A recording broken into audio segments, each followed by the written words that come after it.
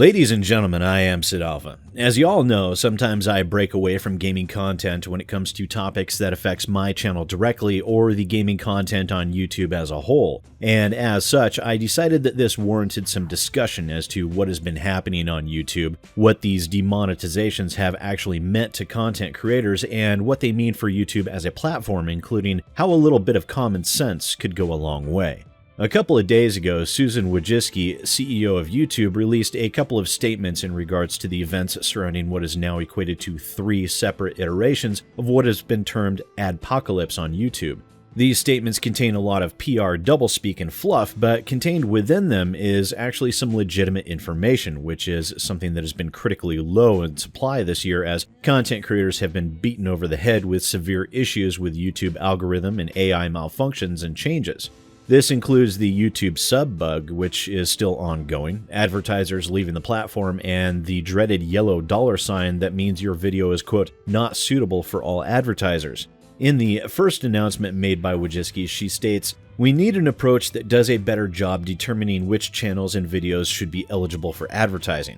We've heard loud and clear from creators that we have to be more accurate when it comes to reviewing content so we don't demonetize videos, apply a yellow icon, by mistake. We are planning to apply stricter criteria and conduct more manual curation, while also significantly ramping up our team of ad reviewers to ensure ads are only running where they should. This will help limit inaccurate demonetizations while giving creators more stability around their revenue. We will be talking to creators over the next few weeks to hone this new approach." And this, quote, new approach is outlined in her second posting on the YouTube Google blog titled Expanding Our Work Against Abuse of Our Platform.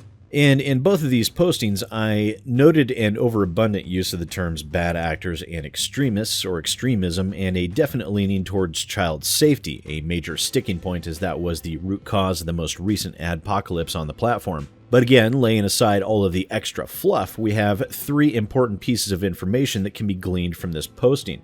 The first and second points are where Susan states, human reviewers remain essential to both removing content and training machine learning systems because human judgment is critical to making contextualized decisions on content. Since June, our trust and safety teams have manually reviewed nearly 2 million videos for violent extremist content, helping train our machine learning technology to identify similar videos in the future.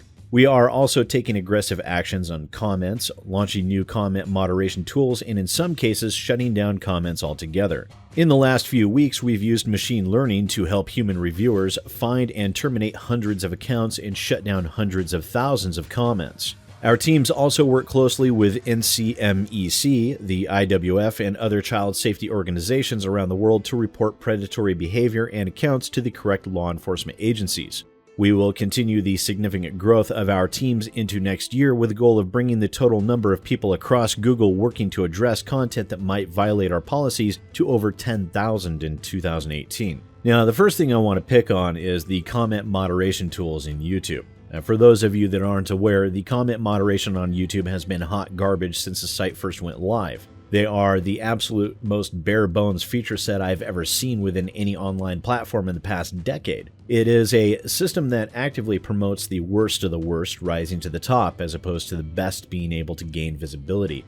This has been compounded with the fact that the downvote system for comments quite literally does nothing whatsoever, and even a downvote increases the comments' quote engagement, causing it to rise in the results. Couple that with the fact that allowing moderators for your channel to properly do their jobs is a complete joke. I know this as I have a half dozen moderators for my channel alone, and each of them find it virtually impossible to be able to do their tasks, which, as volunteers, that makes their hard work and dedication all the more amazing to me. YouTube's comments have needed an overhaul for a very long time, and the prospect at moderation tools that will allow for proper moderation is something that will be a relief to many content creators, some of which have even decided to simply outright disable comments on their platforms as opposed to deal with the never-ending tidal wave of toxic bile from the armies of trolls that plow the internet. The second point that I want to focus on is the fact that YouTube's increasing its staff tasked with this job from whatever unknown number to over 10,000 people in 2018, and given what we've seen from YouTube to date, this shows a fundamental shift in policy in regards to content curation. Hiring thousands of people is something that many of us, myself included, feels should have been done before all of this nonsense with the adpocalypses occurred, and had it been done so, I firmly believe much of the issues we've seen that have affected the vast majority of content creators and the platform itself could have been avoided. And while it is far less expensive to simply program an AI to handle the job, YouTube should have at least done this at the outset, even if they were temporary positions with a strict 1 to 2 year term in order to at least train the AI as opposed to what we've seen in 2017. This would have allowed for fewer mistakes and would have generated far less frustration and bad faith with content creators against YouTube. The third point I want to cover is the statement in regards to greater transparency, something that content creators have been screaming for literally years and have never received. To that end, Susan said, "We understand that people want a clearer view of how we're tackling problematic content. Our community guidelines give users notice about what we do not allow on our platforms, and we want to share more information about how these are enforced. That's why in 2018 we will be creating a regular report where we will provide more aggregate data about the flags we receive and the actions we take to remove videos and comments that violate our content policies. We are looking into developing additional tools to help bring even more transparency around flagged content." And unfortunately, this isn't exactly what content creators have been wanting in regards to greater transparency, as I'm feeling a very strong look at all our graphs vibe wafting off of this statement. What content creators have been asking for specifically in regards to demonetizations in the adpocalypse is why their specific videos are being demonetized. They want to know what was tripping the algorithm so that it could either be fixed or avoided. And we receive automated emails in regards to content ID claims, privacy complaints, DMCA takedowns, and even emails when videos are reviewed and marked as suitable after they are falsely flagged. What we should be seeing in this regard is much akin to a combination of those systems where, much like the Content ID or the DMCA systems on YouTube, we receive notice of where exactly in the video the questionable content is. This could be expanded to include categories such as the offending segment being within the video title, description, video tags, or within the video themselves, and where exactly those potential offenses occurred.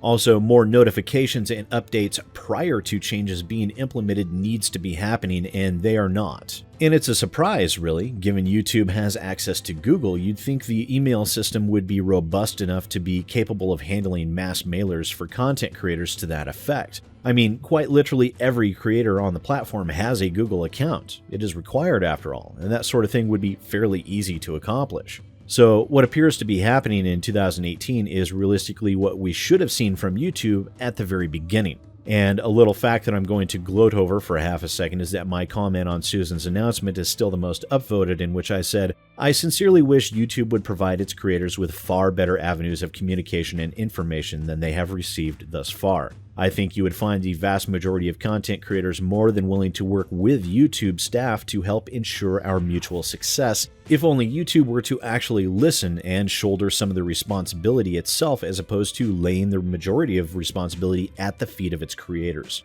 And the reason why I bring that up is that I wanted to expand upon that statement to discuss exactly what I mean in regards to responsibility. YouTube's hiring a small town's worth of staff to better curate videos and help better train the system's algorithms is laudable, but it should have happened to begin with, not nearly a full year after the fact. What we've seen with the demonetization AI is a system that was implemented in a live production environment with its most restrictive settings turned on so that they could slowly identify where things should have been let through. This seems to have been done with nowhere near enough information being built into the system to begin with, and we have all seen the result and felt its effects. My channel was hit especially hard in November, and as a result, I saw a decrease in ad revenue of over 90%, taking with it any hope of reliably being able to take my channel full time. It has since corrected itself over the past week, but every video that was hit by the demonetization algorithm was a false flag. This means that I suffered an extreme loss of income for all of my hard work while YouTube was not affected at all. And this has been the same for a great many channels, not just my own. Some people whose channels were their full-time jobs have had the same difficulties and have been forced to seek out employment in order to pay their bills. And I know some people are going to say, but YouTube was affected by this. If the ad didn't run on your video, then YouTube didn't make any money either. And in a sense, that is correct, except for one very important thing. Now, right now, there is actually a shortage of advertising on YouTube where even though videos are fully monetizable, a view might not have an ad run on it. That means that the ad that didn't play on my video will play on someone else's in order to meet the advertiser's monetary quota for that day. Which means that YouTube is realistically out absolutely nothing while the content creator affected was hurt and sometimes hurt badly by these partial or full demonetizations. This is the responsibility that I'm talking about. YouTube has forced their content creators to shoulder the burdens of YouTube's actions without so much as a buy your leave. YouTube should have shouldered at least some portion of the monetary burden to train its failing algorithms and support the content creators that creates the content they need in order to survive. YouTube is a symbiotic situation between the platform and its content creators, and it needs to remain so for both to survive and to flourish. And despite that basic essential truth that is at the heart of all of this, YouTube may say that it respects its content creators, but the evidence to date has shown anything but. And it is that fundamental impression, whether real or imagined, that is the actual threat to the continued survival of YouTube as a platform. YouTubers themselves simply cannot trust YouTube to do what's best for its creators, and as such, there is an extreme undercurrent of resentment and anger that very often bubbles to the surface.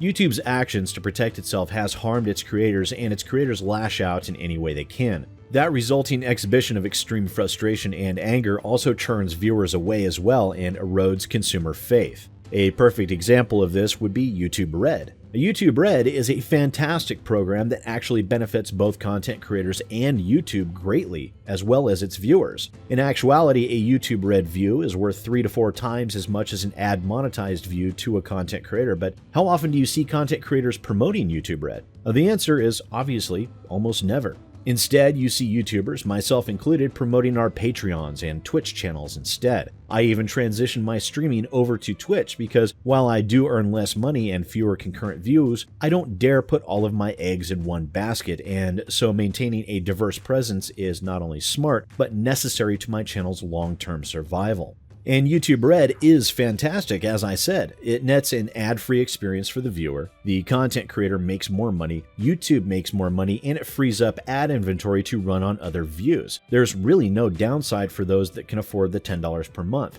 And if YouTube Red were more widespread, I know we would all be better off. But YouTube's own actions do everything to prevent platform loyalty as opposed to promoting it, and that is the biggest fundamental hurdle that YouTube needs to make, and frankly, I'm still not seeing it. And until we do see that, YouTube will not receive the support that it will likely need to remain top dog carrying forward into the future. So while all of these changes are ultimately a good thing, YouTube still seems to be thinking along the wrong lines, and it seems to be playing catch-up as opposed to thinking ahead, performing damage control and applying quick fixes as opposed to long-term solutions.